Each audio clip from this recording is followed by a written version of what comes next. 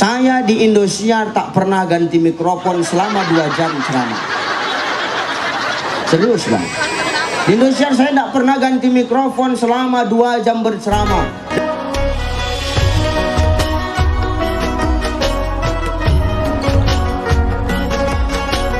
Ya, jangan awak semena-mena sama suami.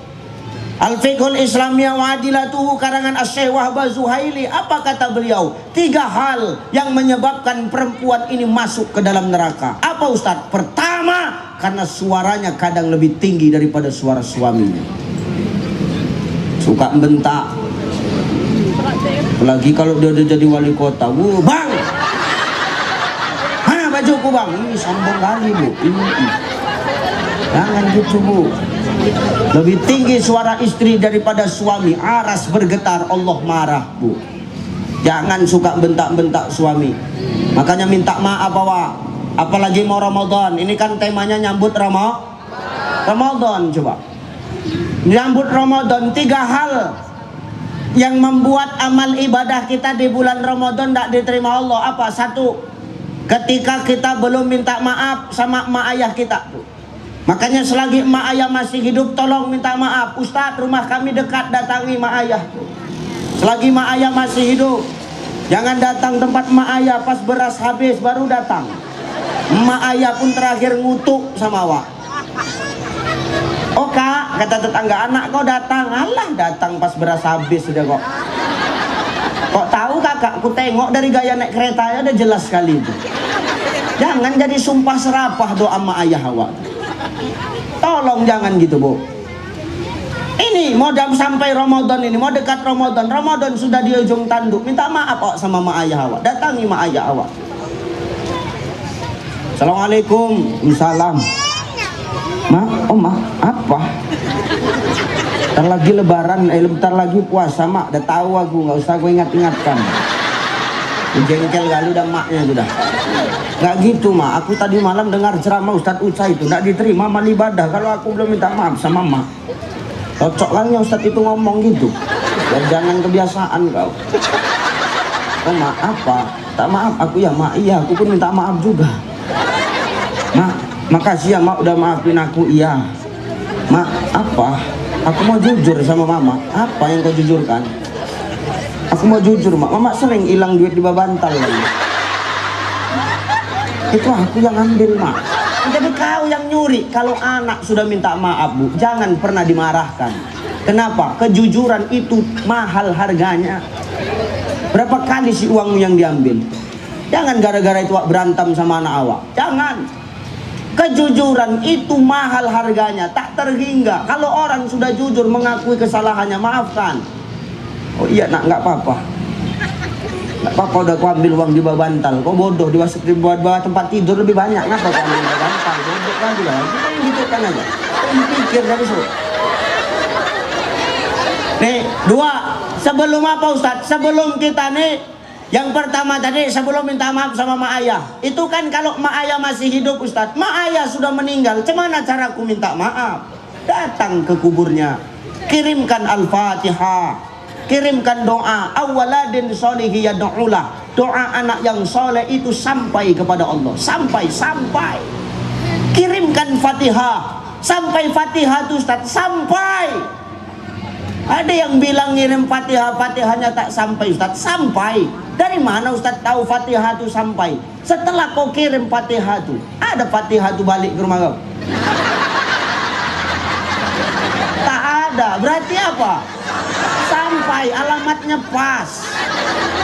Kau pesan belanja online aja, tukang kurirnya nggak tahu rumahmu. Gara-gara kau sering belanja online, tahu dia alamat rumah kita. Apalagi kita yang setiap saat asa ayyab'asaka maqamam mahmuda, tuh kata qari tadi. Di sepertiga malam kita bangun, kita doa sama Allah, langsung diangkat doa kita. Kemuliaan yang Allah berikan kepada kita Bapak Ibu. Maka kalau mak ayah sudah meninggal, doakan. Karena makanan orang yang sudah meninggal itu apa? Doa. Makanan orang yang sudah meninggal itu doa, bukan sesajen. Ini perlu kuluruskan ini. Masih ada di sini yang buat sajen? Mau cerita kalian. Wala tusyrik billah inna syirka la zulmun azim. Jangan kau sekutukan Allah, karena menyekutukan Allah adalah dosa yang besar. Jangan nodai keberkahan Ramadan dengan kesyirikan. Ustaz, aku orang Jawa, aku buat unggahan. Aku pun orang Jawa, mak ayahku orang Jawa, aku pun buat unggahan. Tapi tolong jangan dibarengi dengan kesyirikan, buat-buat sajen, jangan. Perkara adat dan berbudaya, aku pun beradat dan berbudaya.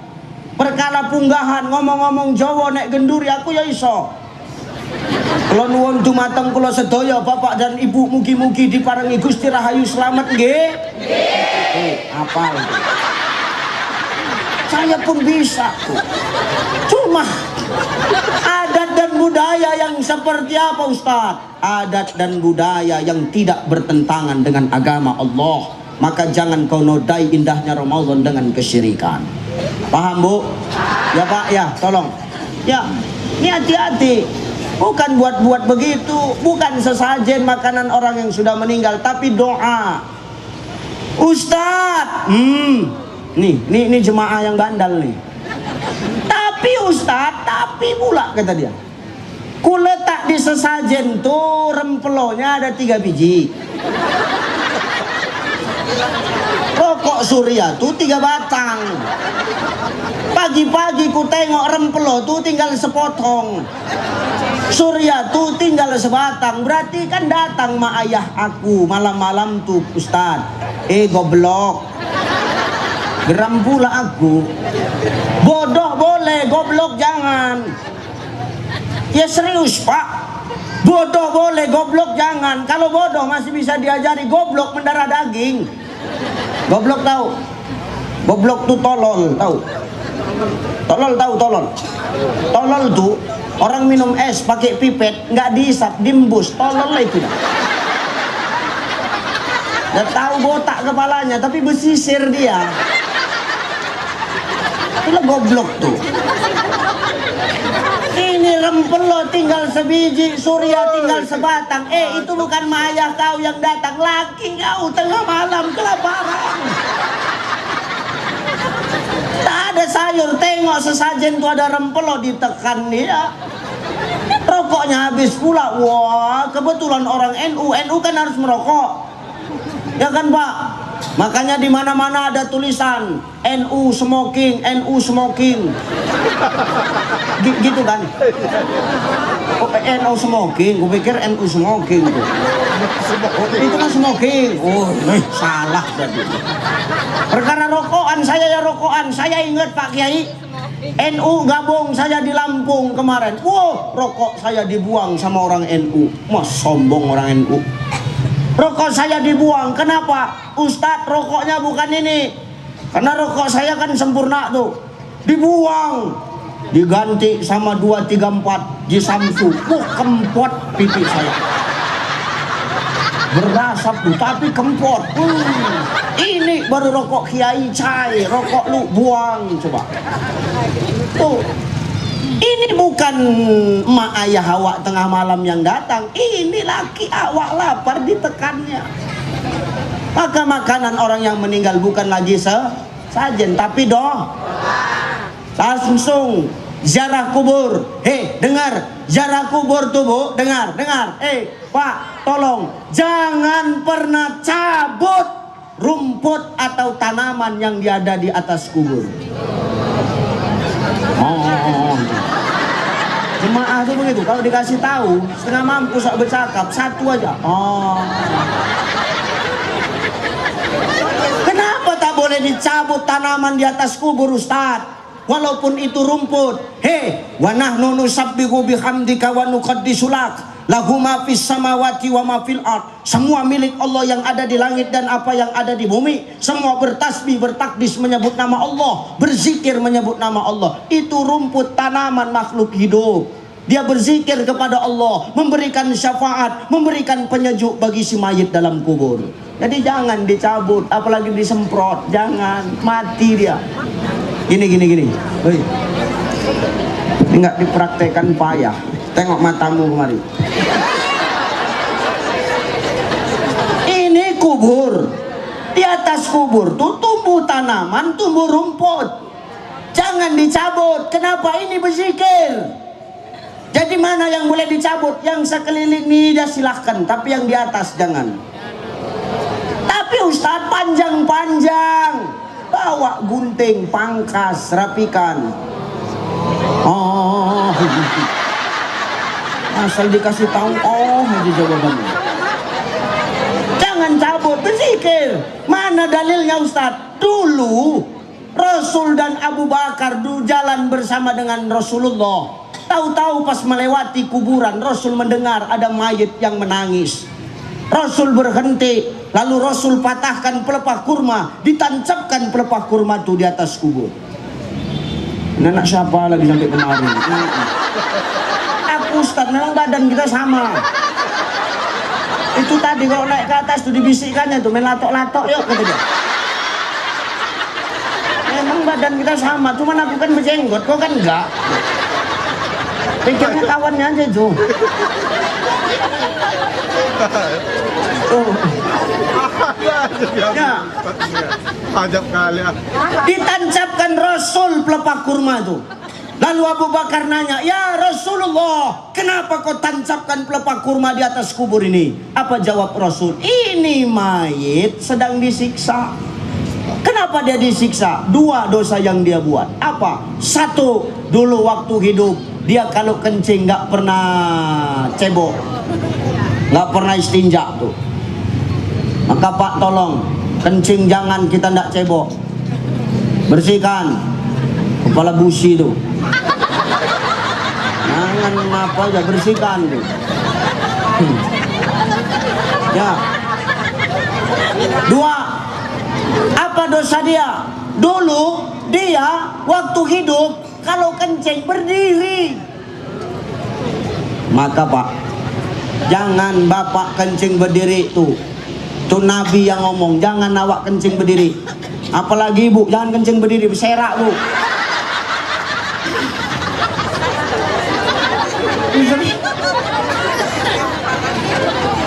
Serius tuh. Maka jantan nih kencing tuh jongkok. Kenapa? Kalau jantan kencing berdiri, kencingnya ditampung sama jin tuh. Cari jin tuh. Karena jin kalau sudah dengar suara azan, hayya 'alas shalah, hayya 'alal falah, Allahu akbar, Allahu akbar, la ilaha illallah. Oh, jin itu lari. Tabrak-tabrakan, berpatah-patahan tulang orang itu. Maka jin akan cari siapa yang kencing berdiri, ditampunglah kencingnya itu. Udah penuh botol aqua tuh, dibawa pulang kencing itu. Untuk apa Ustaz? Untuk minyak urut jin. Karena minyak urut jin itu kencing orang yang berdiri. Ketika dengar azan, jin tuh patah-patah tulangnya, begitu dioleskan dengan kencing orang yang berdiri, sehat jin tuh. Kalah GPU. Coba, jadi apa? Ditampung sama jin. Sudah penuh, diambilnya, diselentiknya punya kita Pak. Pak, begitu.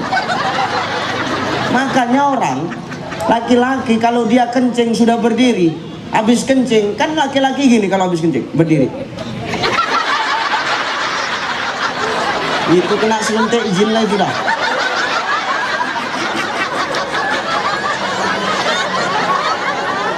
Hati-hati tuh, jangan kencing berdiri tuh, nanti kena selentik sama jin. Kencing awak jadi minyak urut, rugi kali awak. Dioleskan sembuh balik jin tuh. Ya Rasul, iya.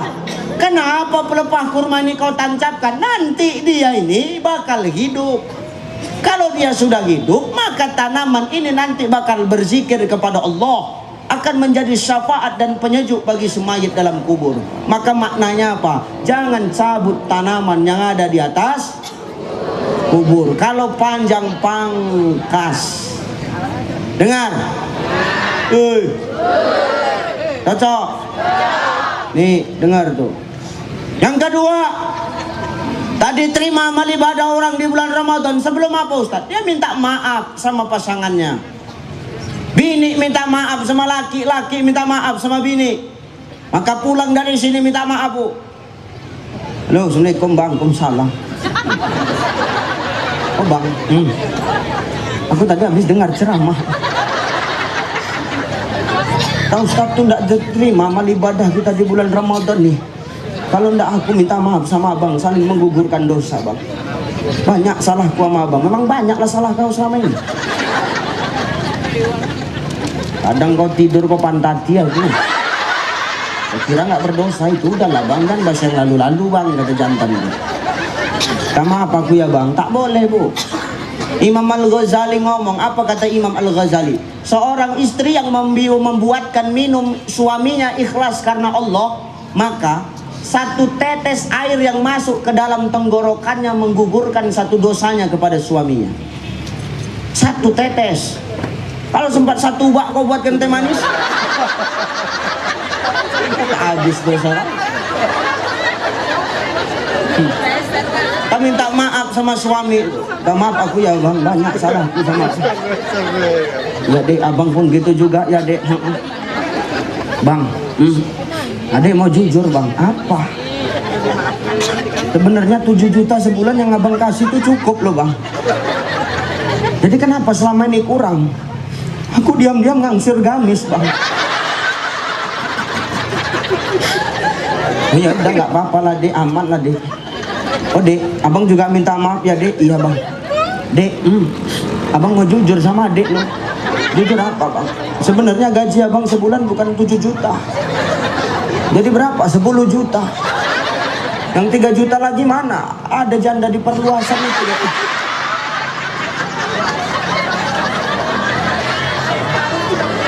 Kalau sudah begini, jangan berantem, maafkan. Inilah indahnya kejujuran. Kalau sudah kita jujur sama pasangan, dosa lebur, ikhlas kita saling maafin. Ya, minta maaf bu sama suami. Ibu lagi anggota perwiritan. Beda wirid laki-laki sama wirid perempuan nih pak. Beda nggak pak? Jawab yang kuat pak. Beda nggak wirid laki sama wirid perempuan pak? Tengok tuh, jeritan suami tertekan gak ada suaranya. Jeritan suami tertekan tuh dia nggak bersuara karena yang menjerit hati nggak ada. Nggak bisa mulutnya berkata-kata lagi, diluapkan dari hati aja dia. Beda wirid laki-laki sama perempuan. Kami wirid laki-laki mau pakai baju apa aja masuk. Pakai gamis kami masuk, jubah masuk, mau pakai batik ya monggo, mau pakai teluk belanga ya silahkan, mau pakai kaos ya nggak masalah. Coba kalian, baju harus kompak, baju persatuan pak.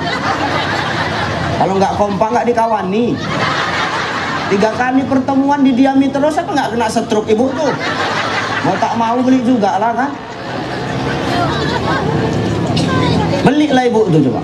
Udah bajunya macam-macam, wirid akbar warna bajunya lain, tablik akbar warna bajunya lain, wirid akbar lain, belum lagi marhaban lain lagi. Berapa style baju kalian? 4 style. 1 style 500.000, 4 kali 500.000, 2 juta. Kalian yang pakai gamis baru, orang ini yang setengah mampus membayarkannya. Ustadz kenapa bisa tahu? Karena kita senasib pak. Nggak ada bedanya istri Ustadz sama istri orang biasa, sama aja modelnya. Begitu buka lemari di rumah, semua baju kawan tuh. Baju awak yang mana? Yang di bawah-bawah itu lah baju awaknya. Iri awaknya. Ketawa kalian. Mungkin tak bersalah aja kalian. Makanya banyak sekarang laki-laki suami itu stroke, mati cepat. Kenapa? Mikirkan angsuran kalian bu. Serius, kalau dapat suami tukang becak, 1 hari narik becak habis untuk bayar angsuran.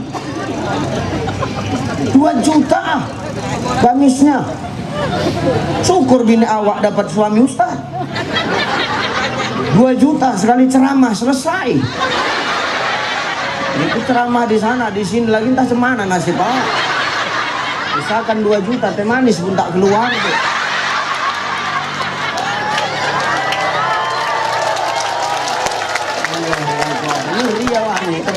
enggak? Kalau Bu, sebelum saya selesai ceramah Bu Wali, tolonglah dirapatkan dulu sebentar, pleno sebentar.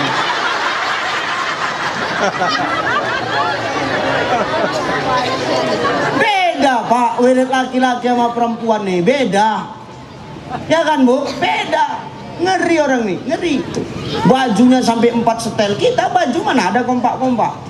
Kecuali awak nanti ibu wali pesta, awak diundang suruh rewang, itulah baru dapat baju persatuan. Kalau enggak lain baju awak. Setahun Pak, jujur dulu kalian Pak, setahun berapa kali kalian beli baju Pak? Sekali. Orang nih pantang ke pajak horas, jadi barang tuh. Kita setahun sekali beli baju, itu pun baju koko untuk sholat Idul Fitri. Itu jubah Bang Dedi tuh. Itu aja lah jubah dia. Salah.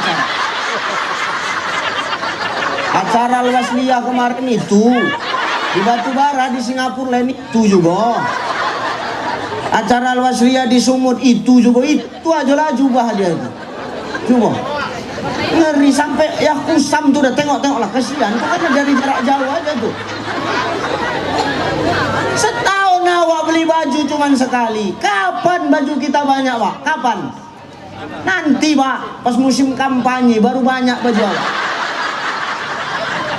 Tahu lah baju partai ini seminggu dipakai kuyak ketiak, 2 minggu kuyak lehera, 3 minggu jadi kain labda, tak berbaju lagi waktu. Ya Allah. Maka minta maaf Bu, layani suamimu dengan baik. Ya, jangan semena-mena sama suami tuh. Jangan kau bentak-bentak suami. Tuh minta maaf tuh supaya apa? Amal ibadah kita diterima di bulan Ramadan. Siapa yang melayani suaminya ikhlas karena Allah, tanpa suaminya meminta terlebih dahulu di malam Senin, besok malam, maka pahalanya sama, kata Nabi, sama seperti dia membunuh 40 orang Yahudi. Malam Senin Bu, 40 orang Yahudi mati. Itu 1 ronde tuh.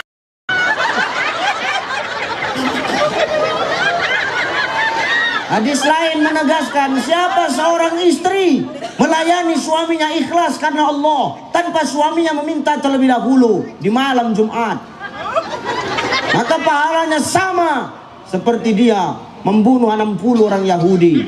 Malam Jumat Pak, 60 orang Yahudi 1 ronde itu.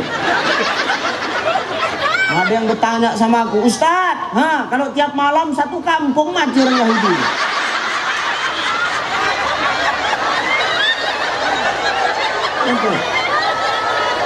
Layani orang ini dengan baik ya Bu, gampang kalau mau masuk surga, layani aja dengan ikhlas. Kita kadang-kadang perempuan ini sepele Pak. Kenapa Ustadz nih bahas perempuan aja? Karena wali kotanya perempuan. Supaya apa? Walaupun kita sudah menjadi wali kota, di rumah kita ini tetap istri. Gitu loh. Cocok? Ya Bu ya. Nah itu. Jangan awak di luar Ustadz, di rumah awak Ustadz juga salah. Saya di luar Ustadz dipanggil orang, di rumah tetap suami Pak. Makanya saya paling marah kalau istri saya di rumah panggil saya Ustadz. Kenapa? Kan gak enak awak. Malam Jumat, tahu-tahu dia bilang, udah Ustadz, kan gak enak.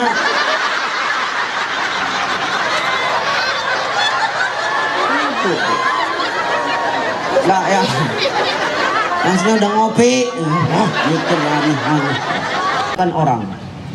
Seorang istri ketika suami keluar rumah mencari nafkah, atau ketika seorang istri dia keluar karena izin suaminya, lalu Hajar al-Aswad. Orang setengah mampus mau mendaftar haji, mau daftar umroh, ibu tak pala di rumah ada Hajar al-Aswad. Kecup tangan suami itu, pergi bang ya, pahalanya sama. Apalagi tangan laki awak hitam, makin besar pahala itu. Makin besar pahala itu. Maka tuh ya, sepele tapi jarang dilakuin ya Bu. Mulai sekarang lakuin. Alah Ustadz, udah tua. Yang tua tuh yang sedap. Agak-agak buk tanah dia sedikit. Maka istri saya kalau saya udah pergi ceramah tuh, saya tenang aja, kasih kode aja. Umi, iya Pak. Hajar al-Aswad. Tuh amalin ya. Maka gugurin dosa kita sebelum datang Ramadan. Yang kedua, saling meminta maaf kepada pasangan. Suami minta maaf sama istri, istri minta maaf sama suami. Tes tuh.